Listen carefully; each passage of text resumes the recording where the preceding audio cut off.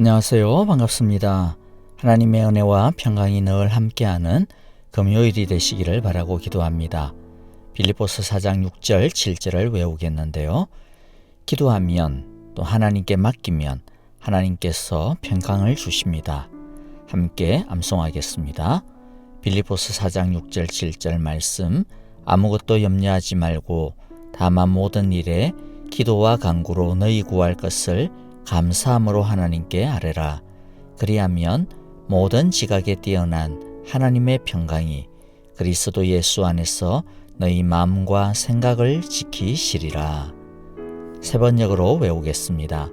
빌립보서 4장 6절 7절 말씀, 아무것도 염려하지 말고 모든 일을 오직 기도와 간구로 하고 여러분이 바라는 것을 감사하는 마음으로 하나님께 아뢰십시오. 그리하면 사람의 헤아림을 뛰어넘는 하나님의 평화가 여러분의 마음과 생각을 그리스도 예수 안에서 지켜줄 것입니다. 아멘. 함께 찬양을 드리겠는데요. 내가 주인 삼은 모든 것 내려놓고 우리 함께 찬양하겠습니다. 기도란 내 뜻을 고집하는 것이 아니라 내 뜻을 버리는 시간입니다. 내가 주인 삼은 것을 내려놓고 예수님을 주인으로 모시는 시간이 되기를 바랍니다. 함께 찬양하겠습니다. 모든 것 내려놓고 내 주 되신 주 앞에 나가 내가 사랑했던 모든 것 내려놓고 주님만 사랑해. 내가 주인 삼은 모든 것 내려놓고 내 주 되신 주 앞에 나가 내가 사랑했던 모든 것 내려놓고 주님만 사랑해. 주 사랑 거친 풍랑에도 깊은 바다처럼 나를 잠잠케 해. 주 사랑 내 영혼의 반석 그 사랑 위에 서리.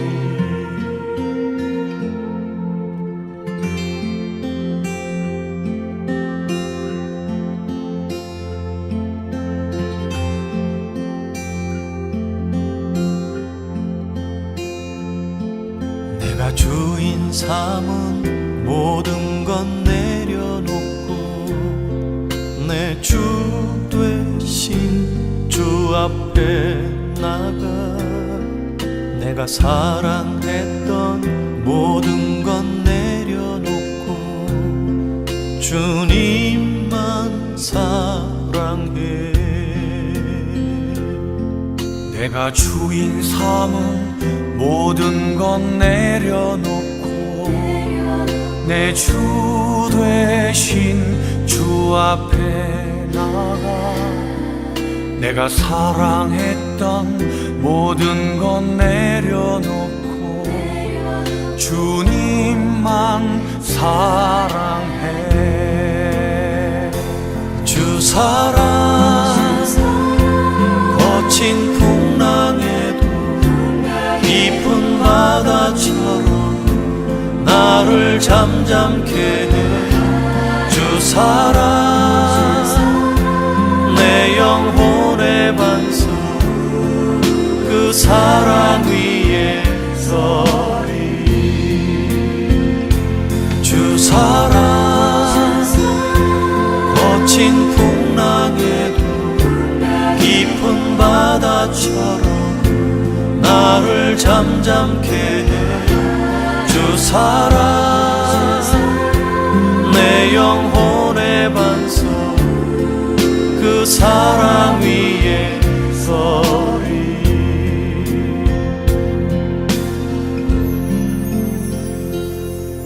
내가 주인 삼은 모든 것 내려놓고 내 주 되신 주 앞에 나가 내가 사랑했던 모든 건 내려놓고 주님만 사랑해. 내가 사랑했던 모든 건 내려놓고 주님만 사랑해. 주님만 사랑해. 주님만 사랑해.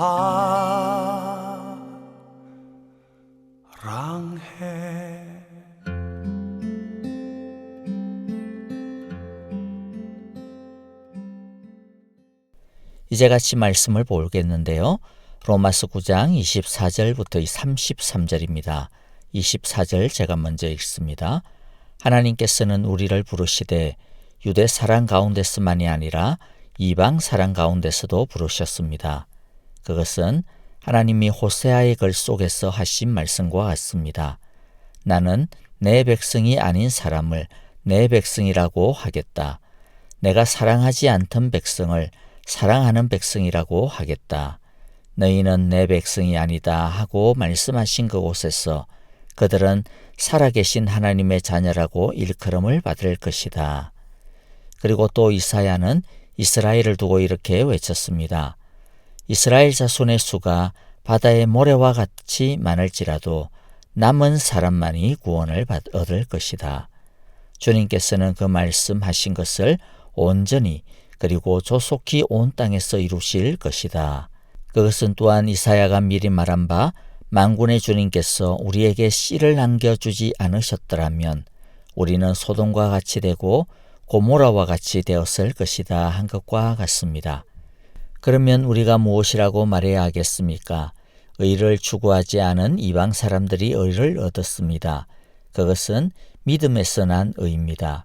그런데 이스라엘은 의의 율법을 추구하였지만 그 율법에 이르지 못하였습니다. 어찌하여 그렇게 되었습니까? 그들은 믿음에 근거하여 의에 이르려고 한 것이 아니라 행위에 근거하여 의에 이르려고 했기 때문입니다.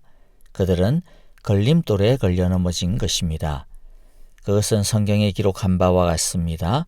보아라, 내가 시온에 부딪히는 돌과 걸려 넘어지게 하는 바위를 둔다. 그러나 그를 믿는 사람은 부끄러움을 당하지 않을 것이다. 아멘. 우리는 9장을 시작하면서 그러면 구약 시절에 이스라엘을 선택하신 하나님의 언약과 계획은 어떻게 되는 것인가? 그것은 폐지되는 것인가? 라는 질문을 했었습니다. 9장 6절에서 바울은 하나님의 약속의 말씀이 폐했다고는 할 수 없습니다. 라고 했습니다. 그러면서 하나님이 이스라엘 전체를 이스라엘 혈통이기 때문에 자동으로 구원한다라고 하는 생각은 틀린 것이라고 지적하였습니다. 약속의 자녀만이 참 이스라엘이며 참 아브라함의 자손이라고 했습니다. 그러면 하나님의 약속은 무엇일까요?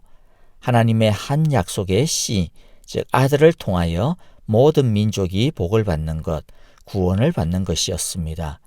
이것을 믿는 사람, 이것을 기다리는 사람, 이것에 소망을 두는 사람이 참 이스라엘이며 하나님의 자녀가 되는 것입니다. 그러므로 지금 많은 이스라엘 사람들이 예수님을 거부한다고 해서 하나님의 약속의 말씀이 실패했다라고 말할 수 없습니다. 하나님이 모든 이스라엘 사람을 다 구원하겠다, 하나님의 백성 되게 하겠다라고 한 것이 하나님의 만일 약속이었다면 하나님이 실패했다라고 말할 수도 있겠지만은, 그러나 하나님은 혈통적인 이스라엘 사람 전부를 하나님의 백성이라고 하신 적도 없고 또 그들을 전부 구원하겠다라고 한 적도 없습니다. 이스라엘 사람 안에서도 오직 믿음의 사람만이 참 이스라엘입니다. 그러므로 지금 대다수 이스라엘 사람들이 예수님을 거부한다고 해서 구약에서의 하나님의 구원 계획이 실패했다라고 절대로 말할 수 없는 것입니다. 이제 24절에 보면 하나님께서 이제 유대인뿐만 아니라 이방 사람들을 통해서 하나님의 자녀를 부르신다고 말씀합니다. 새로운 시대가 열린 것입니다. 새로운 이스라엘이 세워져 가고 있는 것입니다. 바로 교회입니다. 당시 교회 안에 이제 이방 기독교인들이 점점 늘어나고 있었습니다. 바울은 이 이방 사람 크리스찬들이 참 이스라엘의 계승자임을 말하고 있는 것입니다. 교회 안에 있는 이방인 성도들이야말로 진정한 이스라엘이요 참 아브라함의 후손이며 약속의 후손이고 하나님의 자녀인 것입니다. 바울은 하나님의 자녀는 오직 이스라엘 사람이어야 한다라고 하는 자기 동족들의 오만한 생각들을 말씀으로 물리칩니다. 이방인의 부르심은 갑자기 생긴 계획이 아닙니다. 구약 시절에도 하나님은 모든 민족이 구원을 얻기를 원하셨습니다. 하나님이 이스라엘을 선택하신 목적은 그들이 세상을 위한 거룩한 제사장 나라가 되는 것이었습니다. 이스라엘이 하나님의 복을 세상에 전하는 복의 근원, 복의 사람이 되기를 원했던 것입니다. 그러나 이스라엘은 실패했습니다. 그래서 하나님은 이제 이방 사람을 불러 모으기 시작하는 것입니다. 바울은 하나님께서 이방 사람들 가운데서 하나님의 자녀를 부르신다라고 하는 것을 네 구절의 구약 성경 말씀을 통해 가지고 입증합니다. 이것은 하나님의 약속이 폐하여진 것이 아니라 도리어 이스라엘의 반역에도 불구하고 하나님은 여전히 이루어가고 계신다라고 하는 것을 보여주는 입증이기도 합니다. 첫 번째 보면요. 25절, 26절인데요. 바울은 호세아 선지자의 글을 인용합니다. 사실 이 말씀은 북이스라엘을 두고 한 말씀인데 바울은 이것을 이방 사람에게 적용시킵니다. 왜냐하면 호세아 시절 북이스라엘은 너무나 패역하고 부패하여 하나님이 아시리아에 멸망당하게 하고 철저하게 파괴당하게 합니다. 완전히 흩어버리셨습니다. 그러나 하나님은 완전히 실패한 이스라엘을 다시 자신의 백성이 되게 하겠다라고 약속하고 계시는 것입니다. 하나님은 약속에서 완전히 내쫓겨난 이스라엘을 전혀 자격이 없는 그들을 하나님의 신실한 사랑과 끝이 없는 자비하심으로 하나님의 자녀로 불러 모아 주시듯이 전혀 자격이 없는 하나님의 약속 밖에 있었던 이방 사람들도 하나님의 자녀로 불러주신다라고 하는 뜻입니다. 자격 없는 이스라엘을 하나님의 자녀로 불러주시는데 이방 사람을 하나님의 자녀로 부르지 못할 이유가 어디 있겠습니까? 두 번째 말씀은 27절, 28절인데요. 이사야 선지자의 글을 인용합니다. 남은 사람만이 구원을 얻을 것이다 라고 말씀합니다. 이 말씀은 남쪽 유다의 멸망과 관련이 있습니다. 남쪽 유다도 북쪽 이스라엘과 마찬가지로 하나님께 크게 범죄하여 멸망당하고 포로로 끌려갑니다. 실패한 것입니다. 자격이 없는 자들입니다. 하나님의 심판은 너무나 타당했습니다. 공정한 것이었습니다. 전부 심판당해야 마땅합니다. 그런데 하나님은 그 중에 일부를 남겨두겠다라고 말씀합니다. 여기서 남은 사람이란 자기가 남은 사람이 아닙니다. 사실은 하나님이 남겨주시는 사람입니다. 오직 하나님의 긍휼로 남겨주시는 것입니다. 호세아의 말씀과 마찬가지로 이스라엘은 자격이 없는데도 불구하고 하나님이 긍휼로 남겨두신 것입니다. 감싸주시고 불러주시는 것입니다. 그러므로 자격 없는 유다도 하나님의 긍휼을 받았는데 이방 사람이라고 못 받을 것이 뭐가 있겠습니까? 이방 사람들도 하나님의 은혜를 얼마든지 받을 수 있는 것입니다. 세 번째 말씀은 29절인데요. 이사야 선지자의 말씀입니다. 여기서는 남은 자가 남은 씨로 바뀌었습니다. 마찬가지입니다. 유다를 무엇과 비교합니까? 소돔과 고모라입니다. 그만큼 철저하게 썩었고 패역했다라고 하는 것이죠. 심판은 마땅한 것이었습니다. 그럼에도 불구하고 하나님은 자격 없는 그들에게 긍휼의 씨를 남겨주셨습니다. 하나님은 그처럼 이제 이방 사람에게 은혜와 생명의 씨를 뿌리고 계시는 것입니다. 이처럼 구원은 하나님의 긍휼로부터 임하는 것입니다. 하나님으로부터 오는 것입니다. 이스라엘도 자격이 없었고 이방 사람들도 자격이 없었습니다. 자격이 있는 사람은 아무도 없습니다. 그럼에도 불구하고 하나님은 하나님의 사람이 아닌 사람들을 하나님의 백성이 되게 하십니다. 여러분, 우리도 마찬가지입니다. 하나님은 자격도 없는 저와 여러분에게 은혜를 부어주시지 않았습니까? 긍휼로 하나님의 복음의 씨를 심어주시고 또 싹이 나게 하시고 자라게 하셨습니다. 오직 은혜 덕분이었습니다. 우리가 은혜로 심어진 씨이기 때문에 우리는 오직 은혜의 햇빛과 긍휼의 단비와 인자하신 신실함의 영양소로 자라야 합니다. 그러므로 우리는 날마다 아침마다 이 은혜를 갈망해야 합니다. 이 구원의 빛이 사라지지 않도록 하나님을 바라보아야 합니다. 은혜만이 우리를 살립니다. 구원은 이 하나님의 은혜와 긍휼을 붙잡는 것입니다. 두 손을 뻗어 받는 것입니다. 자신은 소돔과 고모라와 같은 존재임을 알고 하나님이 생명의 씨를 주시지 않으면, 남은 자로 불러주지 않으면 아무것도 아님을 알고 하나님의 자비와 은혜에 전부를 거는 것입니다. 이것이 믿음입니다. 믿음은 하나님에게만 소망을 두는 것입니다. 믿음은 단순한 지적인 동의가 아닙니다. 믿음은 신뢰입니다. 믿음은 하나님만을 붙드는 것입니다.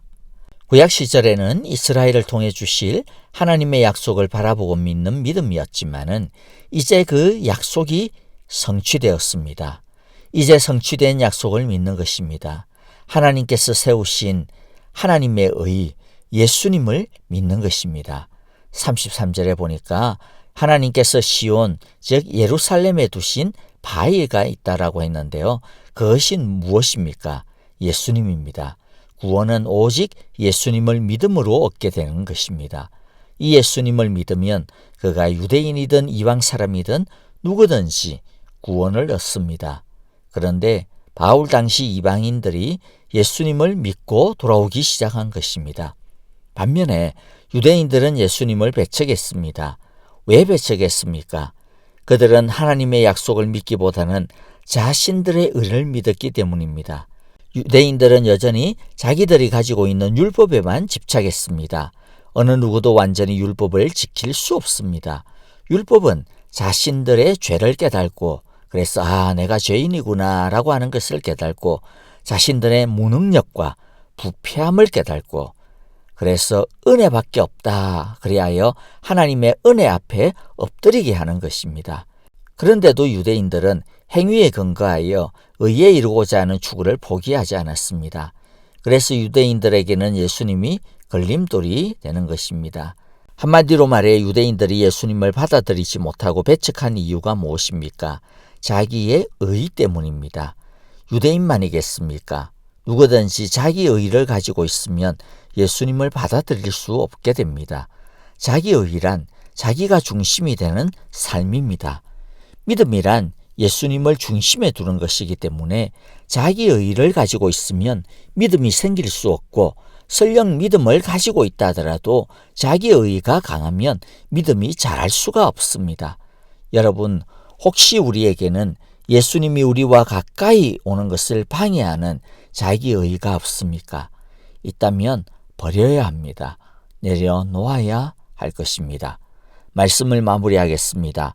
참된 믿음은 자기 고집, 자기 판단, 자기 생각, 자기 감정, 자기 욕심, 자기 계획, 자기 자랑, 자기 과거, 자기 업적, 자기 노력, 자기 주관 등을 예수님 발 앞에 내려놓는 것입니다.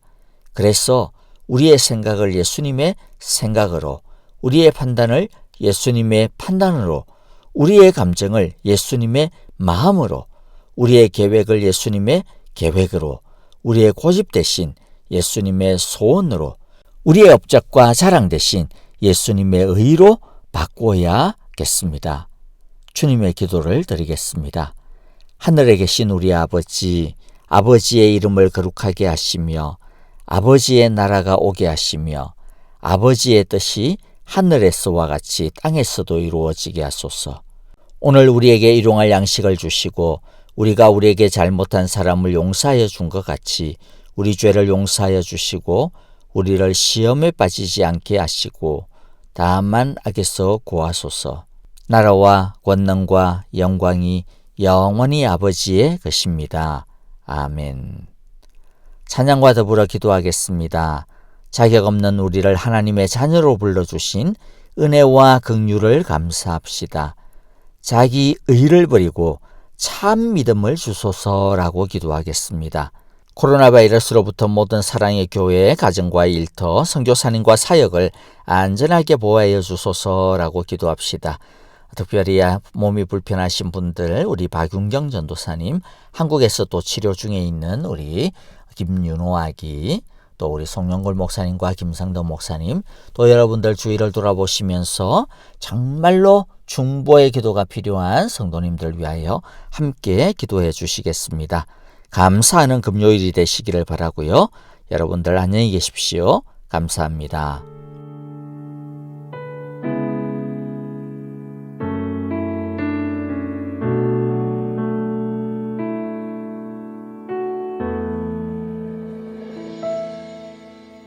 주